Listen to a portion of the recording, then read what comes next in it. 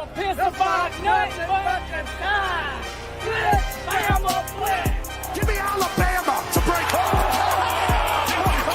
If somebody takes what's yours, and this is our game, it's our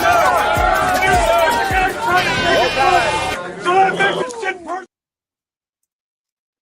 Yes, sir. Welcome to the show, ladies and gentlemen, to a brand new episode of Sunday Night Talk'n Bama, live here on the Bama Standard Network.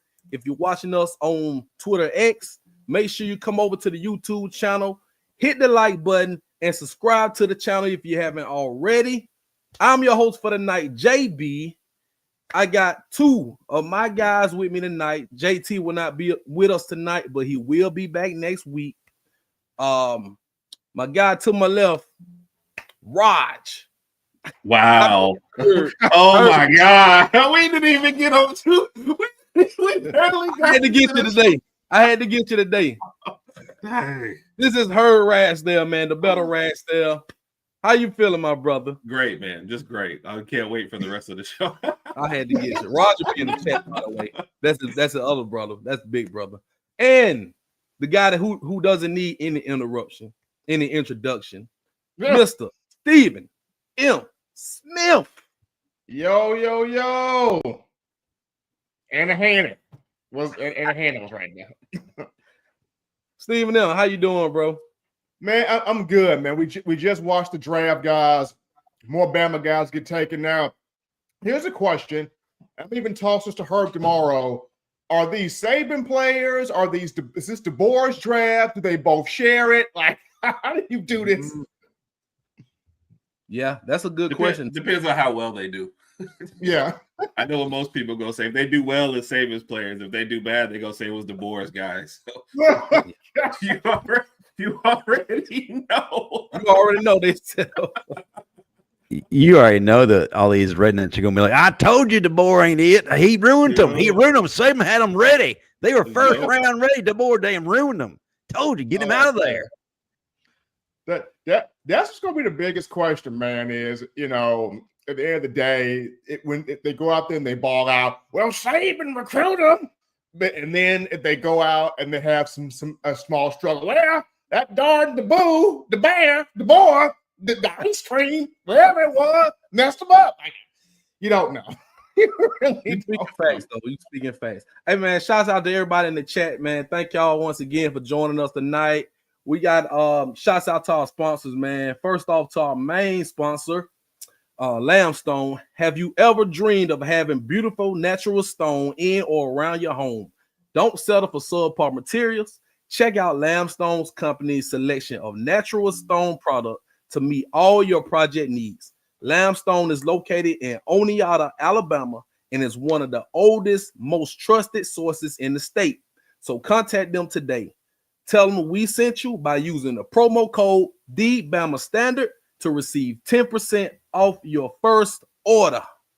Also, we are sponsored by the illustrious Tower of the Crimson Tide, Title Tower.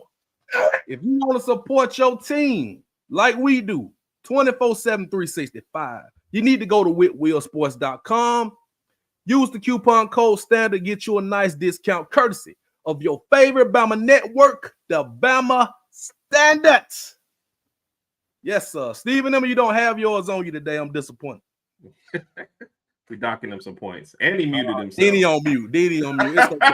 Mine is used as my backdrop for the show. So that's why mine is.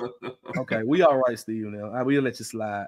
But we got a great show tonight, man. Keeping in with the NFL draft theme. A lot of topics, from the draft. The first topic will be Jalen Milroe, the hot topic of the Bama Nation week right here. Will Jalen Milroe succeed in Seattle? He was drafted 3rd round, 92nd overall. A lot of us thought he would possibly go first, maybe 2nd round. Hell, some people said he wouldn't get drafted at all. They said he was going to be a running back. But the Seattle Seahawks, they saw what they liked. They bought in, and they drafted him 3rd round. Is this going to be a good fit for Milroe? Could we see him on the field next year? The quarterback room is not, I would say, the best but they did sign Sam Darnold in free agency to a big contract. I think 3-year, $100 million contract. So he's fresh into the program. Also, Drew Lock is the quote-unquote second-string quarterback right now, and Jalen Milroe comes in. They also traded Sam Howell yesterday to the Minnesota Vikings. Sam Howell, who's another highly touted player in college. He hasn't done much in the NFL, and they just really got rid of him to make room for Milroe. So, all this draft drama, we're going to talk about Milroe first. And I'm going to start with you. I'm going to start with Herb. Do you think the Seahawks is a good fit for Jalen Milroe? Yeah. Can we also take 1 second, too, to say, why did they invite him to the draft if he was going to the third round? I thought getting invited to the draft was like, hey, first or second. You know, why put him through that? Why put the fan base through it? Why put his family through it? You know, just that was unnecessary. But I mean, he didn't seem fazed by it. You know, he seemed excited. But I thought that was not fair. Before you go, he had that drip on now. Yeah, he had that drip on. He was good. The hard suit. He had the ice. Hey, he showed out. He showed up. He showed out. Shouts out to his dad. Q had on a nice suit as well. But go ahead, Herb. Yeah. So I hope he does not see the field in year one at Seattle. You got a team that doesn't think that they're rebuilding, but you know kept JSN, and then rebuilt their wide receiver core, bringing in Cup. They're bringing Darnold, who look. I was on a podcast before the season started, and we said Darnold could have a good year in Minnesota because of the weapons that they had and the line and the play caller. He does not have that in Seattle. They're trying to remake their offensive line right now. And you traded away, a couple of you let one of your best wide receivers go and you traded away the other. The situation is totally different. I think Darnold's going to struggle. And I feel like they kept Locke because Locke is the kind you saw him with the Giants. He's the kind of guy that can come in behind the makeshift line and maybe make some things work. But for Milroe's development, I hope he does not see the field in year one as Seattle continues to remake their team. And part of one of our questions was, do we think Milroe is going to learn from Darnold? I think he's going to learn from Locke.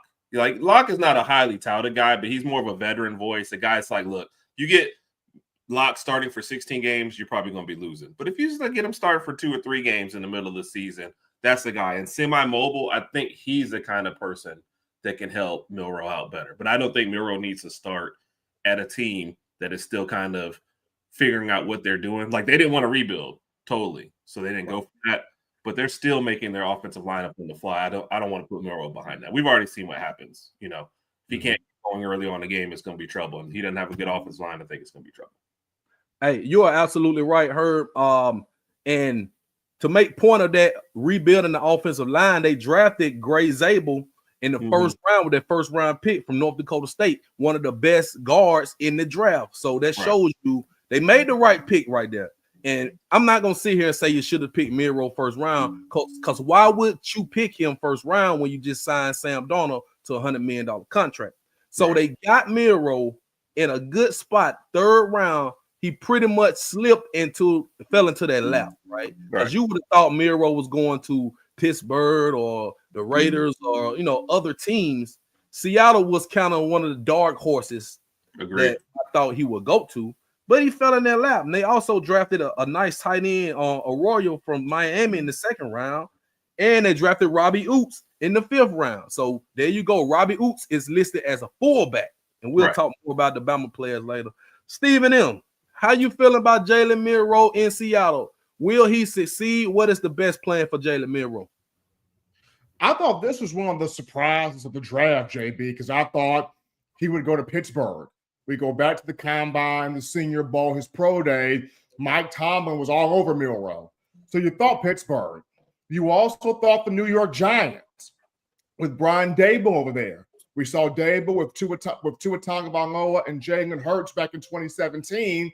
So we all thought Brian Daboll. We even thought the New Orleans Saints, after letting go of Derek Carr, you thought maybe here's a spot for Milroe. But Seattle makes the move. Now, the OC that's replaced Ryan Grubb in Seattle is Clint Kubiak, son of former NFL offensive coordinator Gary Kubiak. So There's the NFL lineage there. Now, does Clint Kubiak help Milroe's development? We'll see. I kind of agree with Herb here in terms of Drew Lock and having that be the piece that helps the development. But going back to what Herb mentioned, not having Milroe start right away is a good thing. However, Milroe kind of knows how to play behind an offensive line that's not quite ready yet. He did that in Alabama. That's why we saw a lot of those design quarterback runs with Milroe, and he made that work there. So we will see what Kubiak does, right? We'll see. But right now, I think a good year for Milroe to sit down and learn, because you do have Smith and Jigba. You do have Valtez Scantling, the other receiver. And right with Valtez Scantling and Smith and Jigba, you have Cooper Kupp. So you do have some weapons there. You do have something that you look forward to if you're Milroe. But right now, year one, I wouldn't let him learn year one, because he still has to develop the ability of making consistently that 10 to 15-yard intermediate throw. We know what he can do as a deep ball passer. 2023, Milroe is one of the best deep ball throwers in college football. We know what he is athletically. But as far as him consistently having hands, having his eyes, hands, feet in step together in that short to intermediate game of looking off defensive backs, manipulating with your eyes, he's still getting growth in that area. So year one, continuing to polish that a bit there. Seattle was a surprise, but I think he can succeed there. Mm-hmm. Yeah, great point, man. It was definitely a surprise, but like I mentioned, it was like a dark horse. It was probably like the 5th or 6th team I thought they would get him.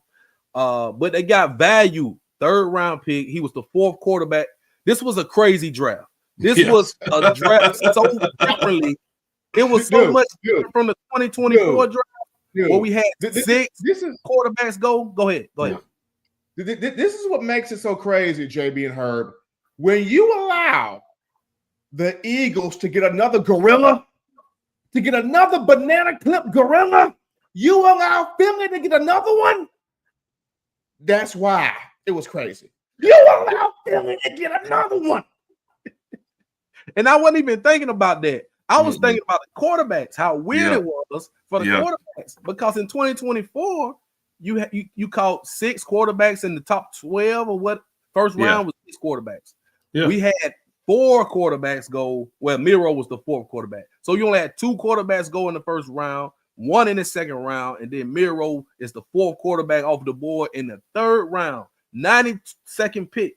So that just shows you they didn't value the quarterbacks as much this year like they did last year. And they took them so different orders than anybody thought coming into the draft. They pretty much said Cam Ward is at the top, and then just shake the bowl up, pick your name out, say, okay, with the Red Jackson Dart, Dylan Gabriel went before Shedeur Sanders, and then they went to the same team. I was like, I don't even think some of you guys have a plan. Y'all just coming to the board and just doing whatever at this point. What's crazy though, Herb and JB, is in previous drafts, these pundits, whether it was McShay or Kuiper or Bucky Brooks, a lot of these guys were super hyping up the quarterbacks. This was the first draft where you didn't see that. I mean, they talked about Shedeur some, they talked about Cam Ward some, but it was not just this overall prism around that position. So that told you something there. They really were not feeling this class. Yeah. Right. Well, there's not that many quarterbacks in this class that you wanted to start on day one. And I think that's the thing. That's all of them last year, all of them got starts except for Penix, until the end of the year. But am I right? Most of them.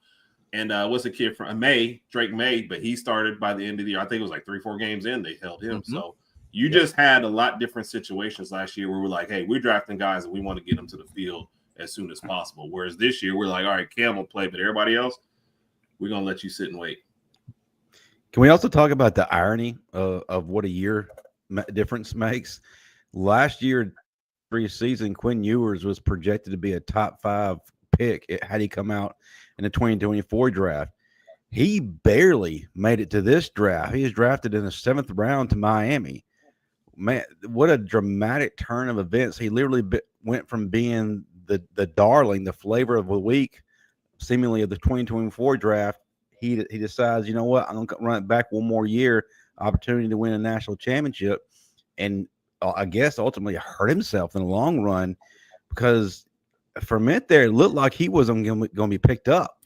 Yeah, there's two things with Quinn too that are funny. Like one, you have a quarterback who's often hurt, so you drafted a replacement who's often hurt to and two, there was a lot of rumors going out that Quinn had some big money deals to transfer and stay in college. And now you think the difference between staying one more year and getting anywhere between 4 to 6, I'm sure most people heard, possibly even more, to getting a 7th round deal and just hoping to get on the field. So, it's a crazy, crazy thing. Yeah. And that's probably another talking point, but it makes you think, it makes you wonder, are the kids making the right decisions to go into the draft, or do I come back and stay? People saying Shador should have stayed. If he knew it was going to be like this, he should have stayed another year. Why? But that's a whole different story, whole different discussion.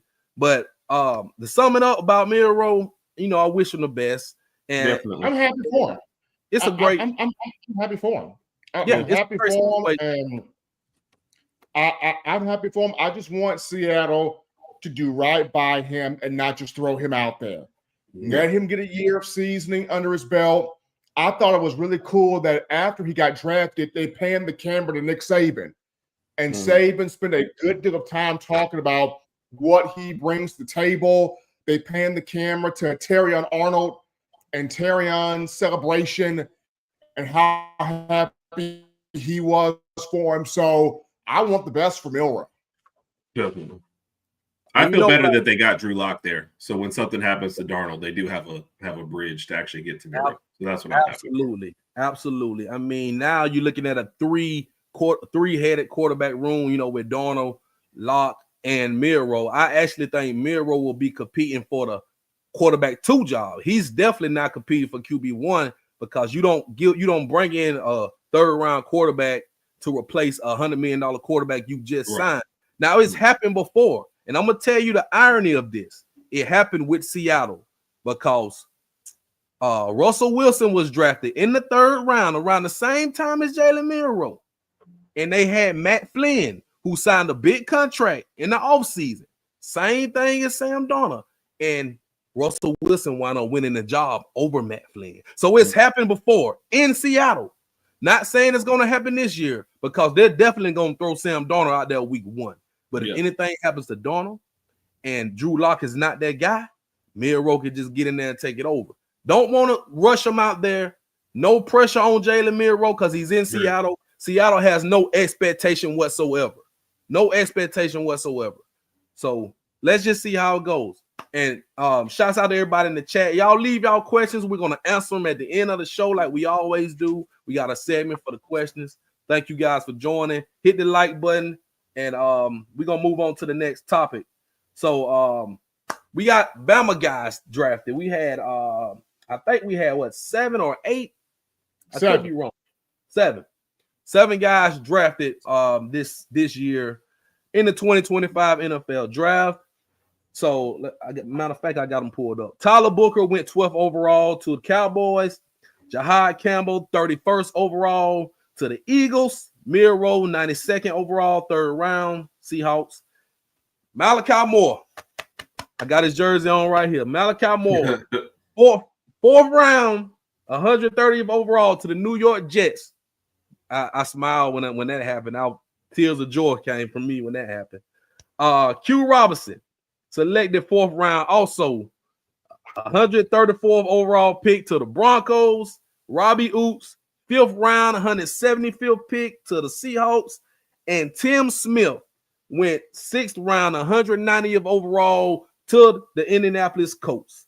So that's great, man, to have all those guys drafted like that. Q Rob was the one that kind of surprised me how he popped up on the screen. I was worried about Q Rob falling down a little lower.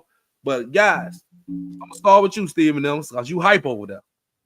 The Bama rookie or undrafted free agent with the best chance to have a long, sustainable career. And we wish them all greatness.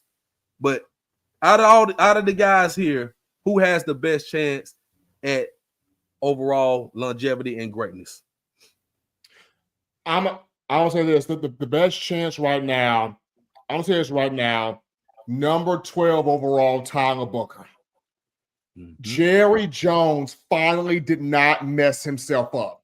I was thinking, here comes OC now, Jerry, that was going to take a wide receiver or trade up to get Shador. No, he went back to the offensive line, get you a dog up front to get you back to where you were when you had Tyron Smith, when you had Zach Martin, when you had those big guys on the offensive line paving the way for guys like Zeke Elliott running the football, and you got back there with Tyler Booker. This was the right move. And you saw how hyped Micah Parsons was when it happened. And you saw Michael Irvin crying as it's happening. They knew how important that pick was. I am so excited for Tyler Booker. I think he's got the best chance to go in there and make an immediate impact right away in Big D. I'm excited for Tyler Booker. Man, that's great, man. And Michael Parsons looked a little scared at that pick because you got to go against this guy every day in practice. Every day. Yeah, and that's every a dog. day. So, Stephen, you took the easy one, Tyler Booker. And you are absolutely right. The Cowboys needed that. And shouts out to my good friend DJ Seaway. He's the biggest Cowboy fan I know. We had a conversation about this. If Jerry doesn't take Aston Genty or Tedero McMillan, they both were gone already. So guess what he did? He took the best available player, and it was Tyler Booker, and it was a position of need because you had guys that were retiring and getting old. You still got Tyler. I think he got Tyler Smith. He got 3 Tylers on the offensive line right now. Yeah. So the Cowboys, they're going to have the best offensive line in the country. And we talk noise about the Cowboys, how they can't win in the playoffs, how they haven't been to the Super Bowl in almost 30 years, but they have the best offensive line. It seems like almost every year. They keep offensive linemen, and they keep them coming. It's a factory for offensive linemen. So shouts out to Jerry Jones for that.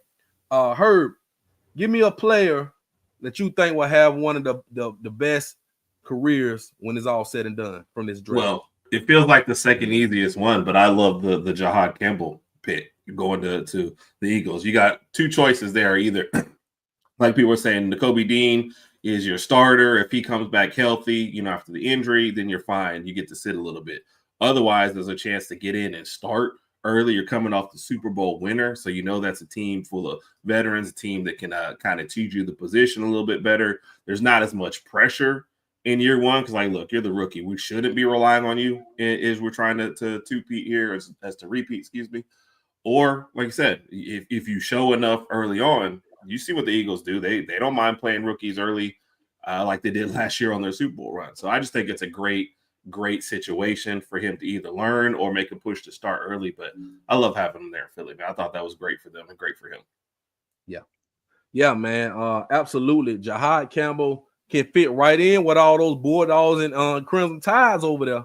It seems like that's all the Eagles do. They build, they get better. You got a Super Bowl champions. All you do, you're not even reloading. You got something else to chop.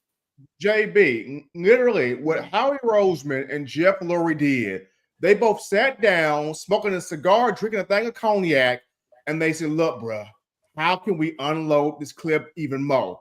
Let's go get another gorilla with some bananas on him.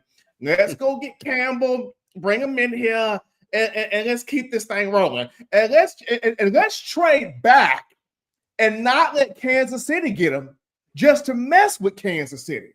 Let's trade back to number 31 overall to just mess with Andy Reid a bit. You meant trade up, but I got you though. They jumped Kansas City just so they can get Jahad. Man, look. The Eagles have drafted the best, especially on the defensive side of the ball. That's how they win in championship. That's why they won a Super Bowl on the defensive side of the ball. When you got all those players like that, like, come on, man. You put Jahad Campbell in there with everybody else, you could just interchange guys. Yeah. You could just interchange them. And you saw how happy he was when he got his name called and he saw where he was going. I'm going to the best team. Yeah. When are teams going to learn, like, stop trading with the Eagles and stop trading with the Chiefs? Like, if those people call, hang up. You know, just start, like, what is the rest of the league even doing? If I see that number, I'm blocking it. Like, I don't even get it. I don't know if y'all saw this, but when Jihad got his name called, it was like he almost threw Roger Goodell off the podium. That man, that strong joker come up on you, you already know. Hey, a happy one too. Listen, man, I'm happy for all the guys. I'm gonna say Jalen Milroe once he gets developed. You know, not give him about 3 to 5 years, and then we'll look back and see how Jalen Milroe developed. And this may not be his first and only stop. We may see him move around. You know, guys don't stick like that, especially a quarterback drafted in the 3rd round. This may be only his first stop, but we'll see how he developed. I'm gonna say Malachi Moore, since I'm rocking the 13 Malachi autograph jersey right now. He goes to a great situation. He's with the New York Jets. Aaron Glenn, who played the position, he played DB. Aaron Glenn was at Detroit with another guy who's at Bama, Brian Branch, who was real close with Malachi Moore. They they play the same type of way. So he knows what he's getting already. He's already seen it. And for Malachi to be right there at that spot, I feel like is a steal, one of the steals of the draft. I feel like he's going to be one of those players that can play 10 and 20 like that because he's smart and he can get in the system and just diagnose the plays and just be that guy, be that dog and be that leader. They were high on Malachi Moore from what I've heard after they drafted him, and I believe he will have a long sustained career. Things, and I feel like he's in a great position right there. Aaron Glenn's gonna love Malachi Moore with the New York Jets. Yeah, I just wish it wasn't the Jets because I feel like they ruin everything. So it's like if they find a way, even though we usually ruin you on the offensive side. So Malachi might be safe because he's on the defensive side. So I do like it with Glenn. I would have liked it a little bit better with Saleh in there too as well. But no, I think it's a good spot. I think he'll do well for sure. I agree. That's true. To me, I think the biggest value pick to wrap this up, guys, to have Q-Rob in Denver. That's a huge value pick. I think Q-Rob is going to pop in Denver. I mean, we look at if he doesn't get hurt, how many sacks, how many tackles for loss would he truly have had this past season at Alabama? We all think about that. He's healed up tremendously. Mm-hmm. He gets picked by the Broncos. I just look at that value at that outside rush backer position. Q-Rob can seriously pop in Denver. And that's a valuable position as well, man. Everybody looking for that pass rusher, you know. Yeah. And Denver have a great talented defense already. So you add Q-Rob in there, get after the quarterback. I mean, if I'm the coordinator and the coaches, hey, Q, you got one job, bro. Get after the quarterback. Do what you do best. Do what you do best. That's it. Yes. So, I mean, great pickup, man. And let's speak on C.J. Dupree before we move on, man. C.J. Dupree did not get drafted, bro. I don't understand it. I mean, he was great at the Senior Bowl from what I saw. You know, he didn't have a lot of yes, but he didn't have a lot of production, I guess. So that was what I think. Lack of tape with tight ends, though. Yeah, it's very funny with tight ends. Like, so you got two different type of tight ends. You have the pass catching tight ends who can go out there and get you 700 to 800 yards, you know, 50, 60 catches. Then you have the blocking tight ends like a Robbie Oops. Yeah. So he was kind of in between. He didn't get a lot of production because we didn't throw the ball to the tight ends a lot at Bama. Yep. So I kind of feel sorry for him, but I hope he gets signed somewhere. He's gonna get signed somewhere. I thought he already picked up somewhere, if I'm not mistaken. You know what's weird? He's already with the Patriots. So he's with the Patriots right now. The Patriots. He goes to minicamp for the Patriots, and this is a good move for New England. Why? C.J. Dupree to me is a George Kittle type. He's a George Kittle type that was not used like Kittle in Alabama. Now he goes to the NFL where he can be used in that way with Drake May as his quarterback. I like this fit because the Patriots, they love those hard, bring your lunch pail to work tight ends who can block, but not only that, catch the football. Now, does C.J. Dupree become the next Gronkowski, or is he the next, Aaron Hernandez on the field wise? God rest his soul. We don't know. Hashtag too soon. Whoa. I said on the field. No. Field. Not off the field, but on the field. Not off that man. But on the field. But the next Gronk wise, we don't know that right now. But what we do know is there's production with C.J. Dupree. New England gets him. He's going to go in there, work his tail off. I'm happy for him. Yeah. Okay. I'll say this. If you had told me one of them was going to get drafted, Dupree or Robbie Oots, I would have said Dupree all day. Right. I get why Seattle wanted the blocking tight end because their line is trash. But I just feel like there's probably, if I was going to get one, I would have taken Dupree. And I would have had more value, I think, with Dupree. Hey, check this out. They probably saw a vision. We finna use Milroe. We got some packages for him. Hey, let me go and get Oots. Run behind Oots. And that was why I'm reading the draft where they were like, Oots was a C pick. And I'm like, you wanted a guy. You're already talking about him being a fullback. He can still line up the tight end for you. Still be a really good blocker for you. I see why Seattle did it. So that's a really good point about Milroe. And here's another one, guys. We got, my boy is going from Australia to eating etouffee. James Burns with the Saints, baby. He got as a free agent. Yeah. James Burns is with the Saints, flipping the field, punting. So you go from Australia to eating gumbo, baby, in New Orleans. I hate to say it, Cap, but he's probably going to get a lot of work there. Apologies, Cap. Ooh, shot at the Saints. Hey, they're going to be. Cat knows I love her, but the Saints a mess right now. Yeah, they're still trying to figure it out. Yeah, Saints fans know. James Burnham anyway, man. They need to be kicking in the dome. So, shout out to him, man. But before we go to our next topic, man, shouts out to the Tartar Tower once again. For everybody out there, if you don't have one, go to whitwillsports.com. You can use the promo code STAND to get you a nice discount courtesy of your favorite Bama network, the Bama Standard. All right, so we got another topic tonight. We're going to get to the questions, so y'all keep feeding those questions so we can get to that towards the end. So with the next topic, we're going to jump ahead and stay with the draft theme to the 2026 NFL Draft, Alabama first-round prospects. Now, I ran across a mock draft, and they always do this early mock draft. Yep. Soon as the draft is over, you got an early mock draft that comes out, and I just went and picked the Bama players that they have, and you can go look at this as well. I think 24/7 had it, USA Today, CBS. All of them have the same mock draft because it's super early. It's super early, but these are the guys that are eligible to come out, the Bama guys that are projected to go first round. You got Kadyn Proctor. They have him projected to go 4th overall in the next year's draft. Got him going to the Giants. You got LT Overton projected to go 17th overall to the Bears. Domani Jackson projected to go 19th to the Steelers. And Keon Sabb projected to go 25th to the Bengals. So those are only projections. We don't know what teams are going to have what picks. But you got 4 Bama guys in the top 32.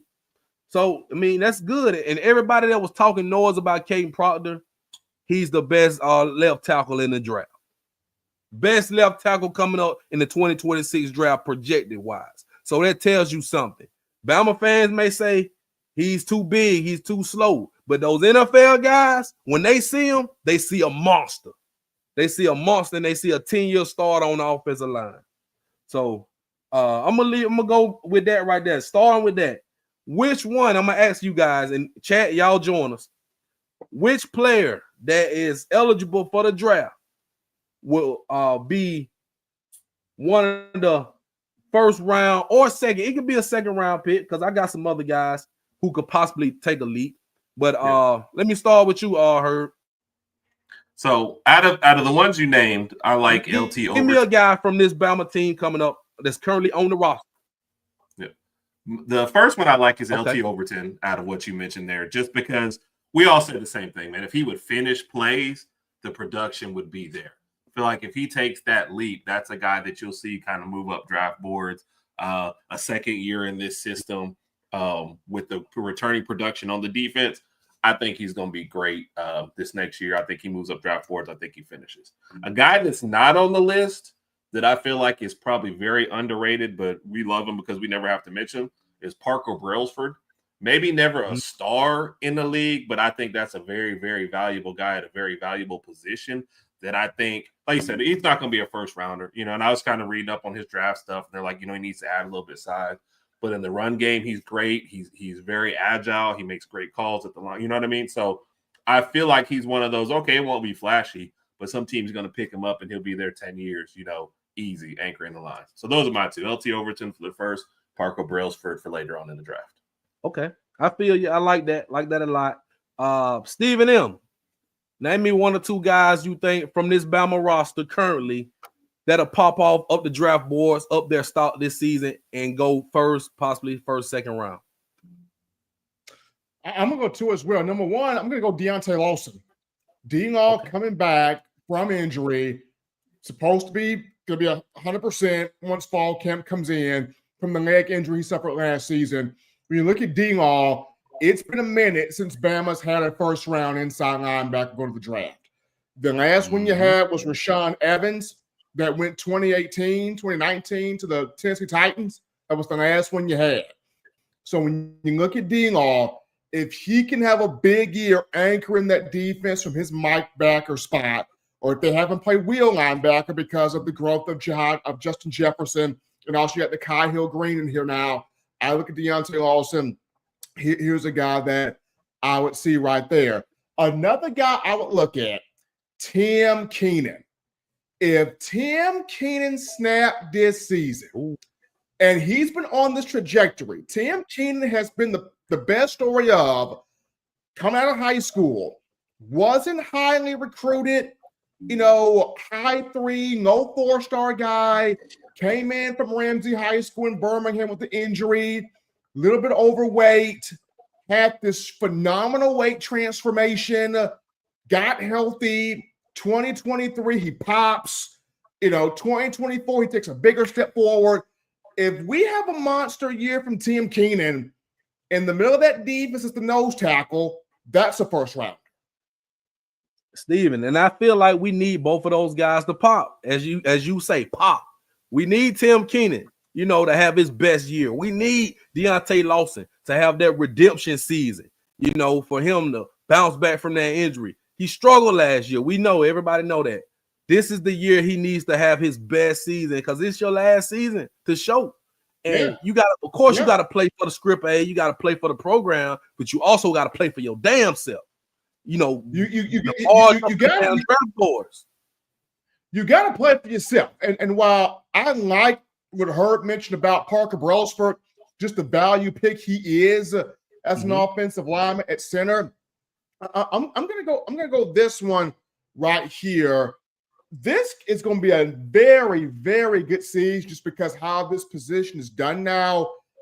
Jam Miller, I think Jam could have a really good draft stock. Jam can have a draft stock that resembles Josh Jacobs. Josh Jacobs needed 1 year to pop, and he popped big in the 2018 season, gets drafted in 2019 to, of course, you know, where he went to in the draft there. When I look at Jam, the way he's able to run the football, pass block, catch the ball, so much that Jam does, as Herb mentioned, you know, Josh mentioned the Raiders, but what Jam is able to do, here's another one that could pop. It could be a first rounder next year. Yeah, you're absolutely right, Steven, because he has all the tools. It's just about him, you know, using them more. We didn't use him a lot last season. So, you know, we're going to use the running backs. He's going to show more this year, you know, and he showed he showed he can catch the ball out of the backfield. He did that. Show I can pass block a little bit, you know. So he just needs to show a little bit more pop, a little more burst running the ball. He needs to want some of those 100-yard games. he just needs to show more, show and prove. Because one thing about the running back position, you can get those running back value picks in the 3rd, 4th round, right? Who wind up being starters in the NFL. Yeah, because it was Simpson go like 3rd round, didn't he? So that's the only reason why I didn't mention Jim in there is because I think they'll split carries a lot. I think it'll put enough on tape to be in there, but not like a 1st round. I think you're really kind of getting away from 1st round running backs. I'll say this before we move on, guys. How crazy would this be? Do you see a situation where Bray Hubbard just goes off and Bray puts his name in there? Does that become a situation? How we talking? How we talking? Yeah. I don't know that he jumps all the way up there. Let's just say Bray has a year where he pops with like Ephraim, I already mentioned Parker Brailsford. If he goes for like 8, 9 pass breakups, he goes for like 3 to 4 picks. And then we're looking at Bray Hubbard like, whoa. Does he pop in there? I got somebody for y'all. Yep. Well, are you about to say Jeremy Bernard and Isaiah Horton have a chance to make themselves some money? You was reading my note. But that ain't what I was waiting to say it because I've been waiting to say it. I don't think either one of them is honestly out of the two. I know we say Jeremy Bernard is higher on the depth chart, but I like a little bit more what I see from Isaiah Horton. So I think Horton has a chance to make himself more money. I can see him as possibly like a 2nd round pick right now. Jeremy Bernard kind of feels like a 3rd to 4th round steady, never flashy, but the guy you get on your team and is your 2nd or 3rd best wide receiver, you're always good with. But Horton is the guy I want to see jump up the list. So, and I'm gonna tell you something about especially wide receivers, man. You got to run that 40. Yeah, you know what I'm saying? Your production matters, but your workouts, your 40 times, the combine, all of that stuff matters, especially for the skill position players, because they want to see you do it. And we know they're just running in shorts, no pads, but they still want to see you do it. And it's all about production, meaning preparation. So you have to be prepared for those moments. And also, I got a guy, y'all, nobody mentioned this guy the whole time, and I'm disappointed. Ty Simpson. You mean Matt Jones 2.0? Ty Simpson? Hold on, wait a minute. What if Ty Simpson goes over there, goes have a great season? We saw it with Mac Jones, not trying to compare because everybody want to compare Mac Jones, Ty Simpson, apples to orange. I'm saying, what if this kid goes out there and just goes off this season? Not even trying to say he's going to go out there and throw for 4,000 yards and 50 touchdowns. But if he just goes out there and goes off, be very productive, has a great completion percentage, great touchdown to interception ratio, and he shows everything out there on the field, then he goes to Senior Bowl or Combine or all the stuff and does the right things, he could possibly be a top 5 quarterback in the draft. Possibly go 2nd round, 3rd round. We see it. We just saw it. Look at Tyler Shaw, whatever his name is. He went 40th to the damn Saints, and he played 7 years of college football. 7. The kid's gonna be 26 years old when the season starts. And right now, bro, be 30 years old, man. Bro, retired in a couple years. Hey, gun to my head. Will I take Ty Simpson to Tyler Shaw? I'm taking Ty Simpson. I'm sorry. Yeah. I'm sorry, bro. Yeah. And you're right about the not being Mac Jones, because I saw Mac Jones hurt himself on a slide before. Ty Simpson is way more mobile, agile, and you guys just don't. I mean, if you're talking about the Alabama offense being what we think it could be, we all know it only takes 1 year. And that's not even just with the Mac Jones comparisons. Josh Jacobs, you already mentioned him earlier. All it takes is 1 good year and 1 team to fall in love with you. So, as we said, you don't need 30 teams. You just need 1. You just need 1, especially in the climate of college football we're in now, man. Look at all these players that pop off one season and they go higher than expected. And we just saw Tyler Shaw. He's been on 3 different teams. He played 7 years. And I'm just using him to make Cat mad in the chat because her Saints drafted him with the second round pick. Could have had Jalen Milroe. If you didn't want Shador, you could have had Jalen Milroe. But that's neither here nor there. I'm just using Tyler Shaw as an example because I saw him up close and personal at the Senior Bowl, and he wasn't all that to me. Right. He was making some plays, he was out there running the offense because he had the most damn experience. You play 7 years of college football, you're going to have more experience than guys that played 3 years and 4 years. It's common sense. Do the numbers. So I'm just saying that to say this. You need one good season. Yep. You need one good season to show everybody that you have what it takes. You have the potential to be great in the NFL. They draft on potential, not production. They do not draft on your overall career. Look at Cam Newton. Look what Cam Newton did at Auburn. 1 year and went number one. See, I'm just saying you have plenty of examples out there. Plenty of examples out there. Look at Cat killing them. Here we go. Here we go. Here we go. Killing them. Hey, look, Anthony Richardson, baby. Hey, thank you. And he's still developing. Still. Yep. So, I mean, and you guys just mentioned it takes one GM, one owner to fall in love with you. Yep. And they take you. Bo Nix last year, Sean Payton fell in love with Bo Nix. I know from firsthand intel, I was at Senior Bowl previous year as well. When nobody messing with Bo Nix but Sean Payton. And he took him in the first round, fell in his lap. So there you have it. I mean, so all the guys that's eligible for the 2026 draft, all the Bama guys, we're looking at them to have great seasons, and we could possibly see 4 to 5 guys go first round, barring injury, barring any setbacks, possibly another 2 or 3 go second round. So we're definitely going to have, and I'm going to go out on the limb, we're going to have more guys drafted this next 2026 than we had this past draft. Oh, yeah, for sure. Yeah, we're definitely going to have. I'm looking at about 10 guys. Yeah, Mm-hmm. I think you'll see a lot of guys too in there that we're probably not thinking about still go late, but be really good value picks too. Marion Latham, I'm thinking we missed some guys. Yeah, we missed Marion Latham. Who else we missed? Can y'all think of somebody we missed? We didn't even say Domani. You did say Domani Jackson, right, in your first one. Domani Jackson. Okay. First round. Domani. Okay. Yeah, Domani's in there. Domani's in there. Trying to think. You got Jaden Roberts, dude. Yes. Oh, yes. Jaden Roberts could be one of the best guards in the draft. Yep. Well, and what if Richard Young pops off? Yeah. I think he should come back anyway. That's a good thought by what if Richard Young pops off? Mm-hmm.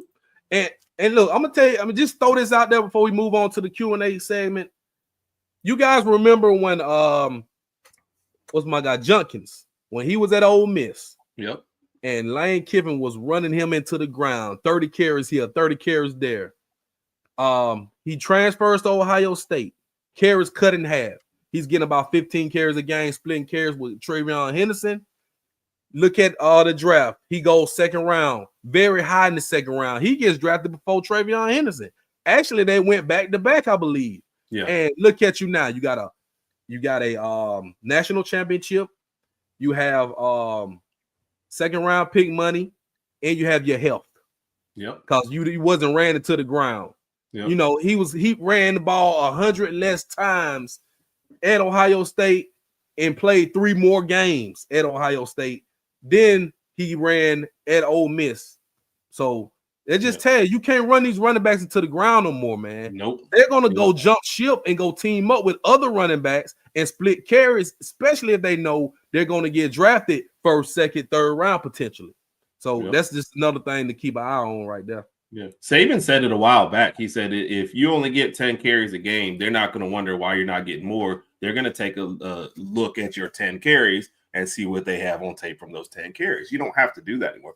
B-Rob and Josh Jacobs are both guys that didn't get run into the ground early on in their careers, had one good year at Bama before they left and got drafted. So I think running back position has definitely changed. So every time you get a Deontae, you still get, like a Simpson who is still your lead back and still goes third round. Like the value is still going to be out there for running backs. That's why I think Jam, even if he has a great year, I think he's still going to split a lot of carries, but he'll still be a valuable pickup in the draft. That's true. Yep, that's true. So, guys, we got a Q&A segment. I think we got some questions, man. But this was a great discussion, man. Thank you guys for joining in on the discussion. We saw some great names. We just want to keep the draft theme for the night and give us a look back on this next year and see were we right on some of the guys? Was this mock draft right on some of the guys? because I feel like we could pop another one or two guys in that mock for the 2026 draft. You know, just depends on who all commits to the draft and who all goes back to school. So, Yep. Yeah. All right, Justin, we ready for the questions, man. Let's get it popping. Joe Edwards, shouts out to my guy. I think we answered that question. Herb, who was the OC for Seattle? Kubiak, Clint Kubiak. Stephen M answered it right after that question was asked. Where was Clint before he went to Seattle? What was his last thought? Was he with the Saints? I can't remember where he was somewhere else before he went to Seattle. Saints and he was with the Saints. He's with the Saints. No, he wasn't with the Saints. Yeah. But yeah, so his dad, he's got the lineage because his dad's Gary Kubiak, right. Well respected, and he was with the Saints and the Vikings. Okay, there you go. All right. So, and you know what? He's with the Vikings, so he's familiar. He's familiar with Sam Darnold, I believe. So, okay. So he was actually with the 49ers in 2023, passing game coordinator, then the Saints, OC, then Seahawks president. Okay. All right. So he's been around, Yeah. And he's been around coaching. Well, you know how the coaching circle goes. Once you get in it, you get a job somewhere. You're never out, especially if you're the son of a coach. Yeah. A successful coach. So there you go. So, yeah. So Clint Kubiak, let's see how he does with and Mike McDonald is the head coach over there.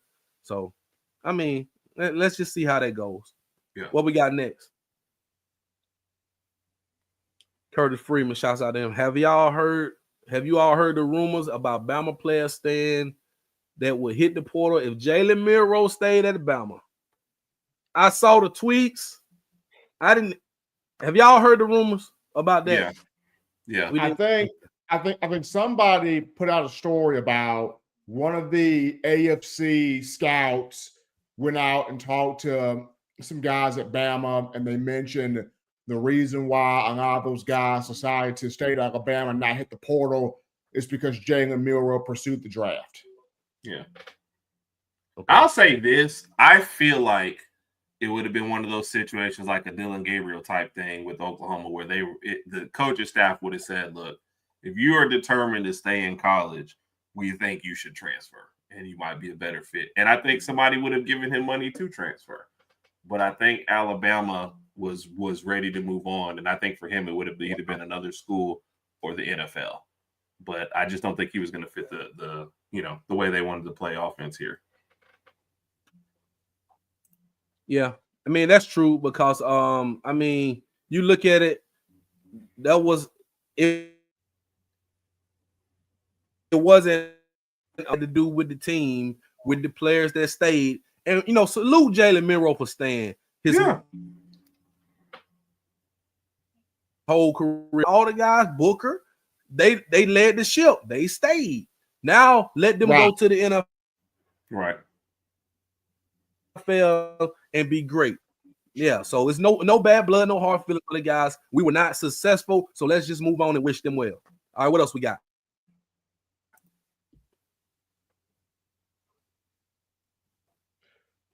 Tim Richardson. I think Seattle will use Milroe the same way New Orleans used Taysom Hill, at least for this year. What you guys think about that?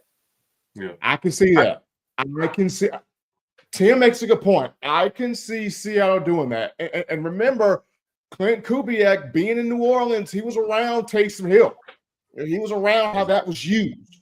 So I can see Seattle doing that with Jalen Milroe, using him as a Taysom Hill type. That's probably the reason why they got Robbie Hughes, to use Milroe as a Taysom Hill type year one.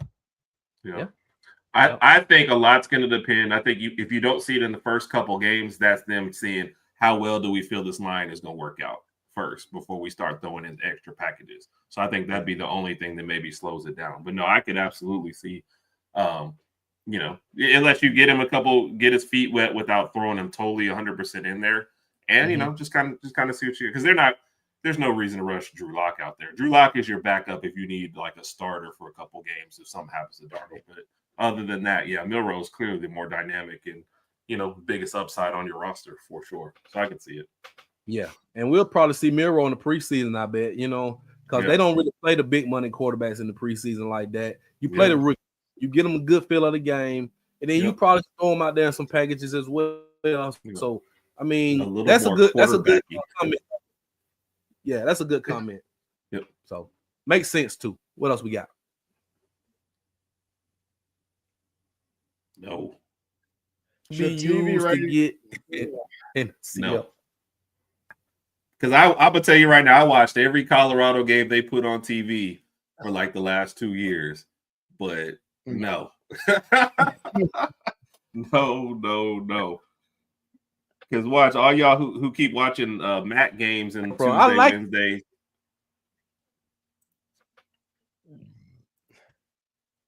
Yeah, I mean, no, they should not be used to get in the CFP. Simple answer to that. Yeah, that would be crazy. You know, if that was the case, Colorado would have made it last season. Yeah, that's what I'm saying. I watched every Colorado game. What we got? He didn't succeed in Alabama. What do you think he's going to do on the pro level? Is this about CJ Dupree? Well, he didn't succeed at Alabama. I mean, you know, plain and simple. But CJ Dupree has the tools. I mean, 6'5", he has NFL body. That just may be his first stop, maybe his training camp spot. But I mean, CJ Dupree is no reason he shouldn't succeed at the pro level. He has the tools. It ain't like he was a bomb. I mean, he was a good player. He just didn't get the opportunities to catch the football. Yeah, he can't throw himself the ball, so that wasn't on him. Yeah. I mean, of course, he had the classes that throw to you. We had all the other guys. I mean, Jeremy Bernard probably was the best catcher on the team. Don't need to bash CJ Dupree like that. He's a great player. Yeah. Okay. And what else we got? We got no. That's Ephraim again. Does conference championship games? No. Still have. Why not, guys? Why not?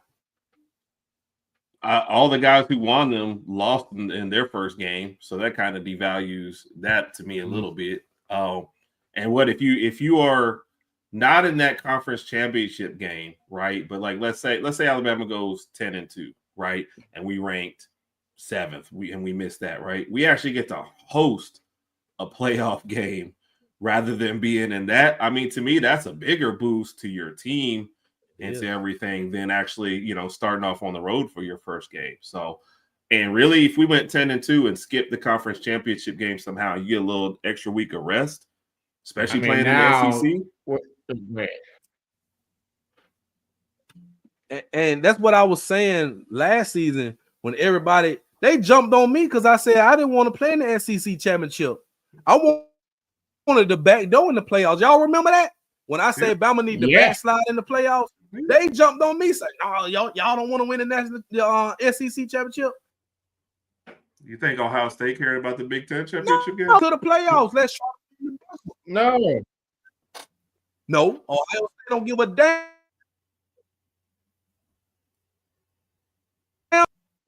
So you're right about that, Fry. I don't think they have meaning like they use.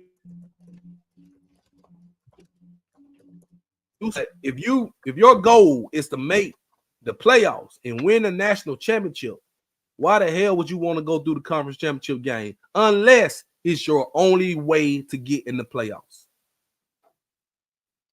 Right. I mean, you look at it last year. We all saw it last year.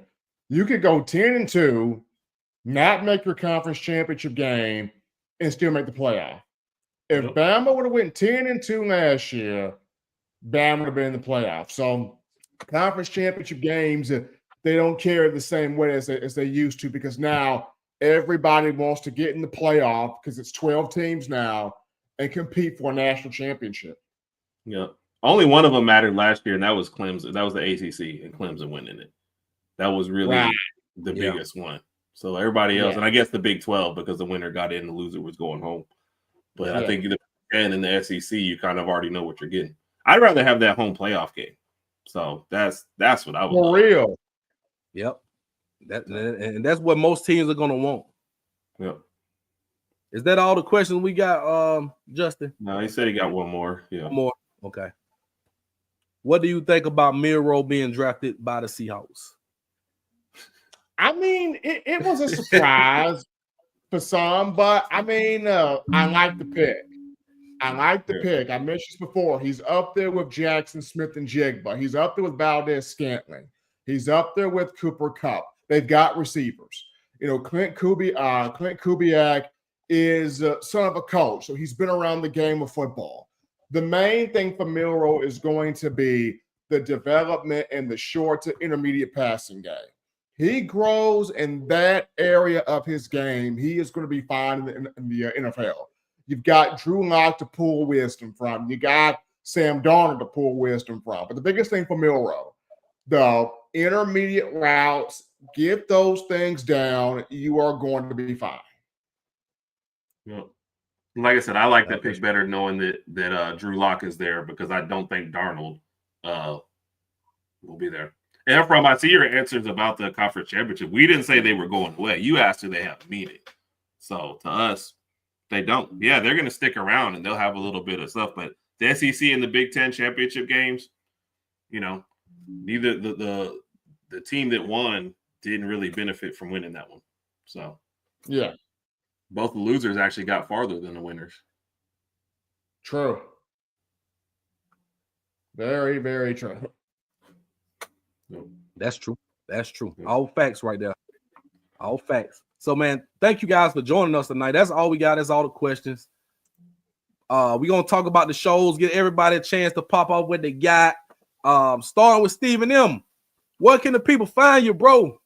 Man, they can find me at Coaching M. Smith on X, Twitter X at Coaching M. Smith. You can actually find me tomorrow on this network again in the morning. So get your coffee, your pastry, your chicken McGriddle, get everything. Get your Herb bobblehead because Bama Visions tomorrow, 9 a.m.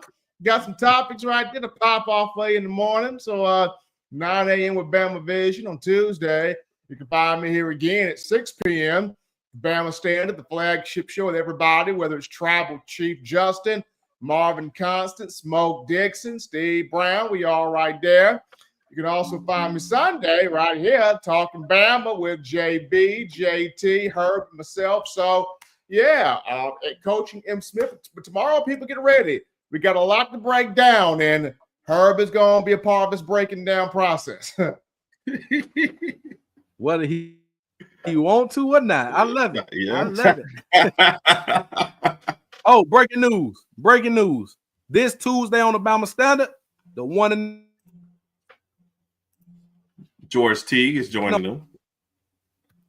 We missed that part, but George Teague will be on the Bama Standard this Tuesday is the announcement. So y'all definitely got to tune in. If y'all been watching Teague's takes, you already know what this man brings to the table. So you got to tune in. Hey, but it's not only about him. His son JT is going to have the random fact of the week. I like it. I like it. His random fact is, what you got? Is hot sauce really hot?